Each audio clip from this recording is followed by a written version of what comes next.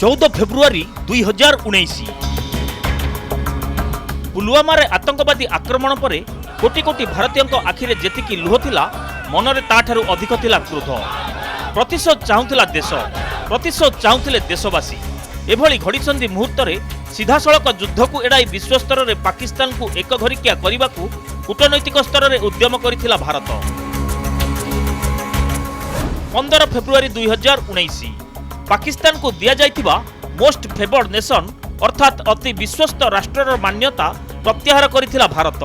एथिसह शत्रु राष्ट्र विरोध में कड़ा आभिमुख्य ग्रहण करने आरंभ कर भारत सरकार। 17 फेब्रुआरी 2019 पाकिस्तान को आर्थिक स्तर में दुर्बल करने को आमदानी शुल्क को 200% को बढ़ाई देथिले भारत सरकार। निज जिनिस उपरे एते परिमाणर टिकस देई भारत को जिनिस पठाई पारि नथिले पाक व्यवसायी। सीमारू फेरी जाइथिला शह शह सिमेंट कंटेनर। एपटे पाकिस्तान को टमाटो एवं पान पठाइबा को मना कर देथिले भारतर चाषी। 20 फेब्रुआरी 2019 पुलवामा आक्रमण को विश्व स्तर में निंदा आरंभ हो सारिथिला। अमेरिका राष्ट्रपति डोनाल्ड ट्रंप पुलवामा आक्रमण को भयानक कहवा सह घटना को कड़ा भाषा रे निंदा करथिले। फ्रांस कहिथिला जातिसंघ सुरक्षा परिषद रे जैश मुख्य मासूद अजहर को अंतर्जातीय आतंकी घोषणा करने दिगरे पदक्षेप नियाजिबो। सेपटे न्यूजीलैंड संसद रे पाकिस्तान विपक्ष रे प्रस्ताव पारित होइथिला। साउदी अरब भी आतंकवाद दमन पई भारत सह काम करने को सहमत होइथिला।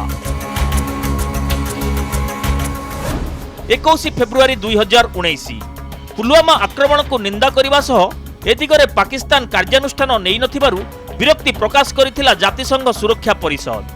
भारतर अभियोग आधार रे पाकिस्तान को आतंकवाद को शेष करने दिगरे पदक्षेप नेबा को कहिथिला जातिसंघ। 22 फेब्रुआरी 2019 पाकिस्तान को ब्लैकलिस्ट करने को फाइनेंशियल एक्शन टास्क फोर्स रे आवेदन करिथिला भारत। आतंकी संगठन को आर्थिक सहयोग जोगाउथिबा अभियोग रे पाकिस्तान विरोध में कार्यानुष्ठान पई दाबी करिथिला भारत। आउ ताकू ग्रे लिस्ट रे रखिबा सह कला तालिकाभुक्त करने को देइथिला चेतावनी। 26 फेब्रुआरी 2019 पाकिस्तान उपरे पर्याप्त नथिला कूटनैतिक स्तर में कार्यानुष्ठान। शेष में पाकिस्तान रे थिबा जैश आतंकी संगठन को माटी रे मिसाई पुलवामार प्रतिशोध नैछि भारत। ब्यूरो रिपोर्ट, कनक न्यूज।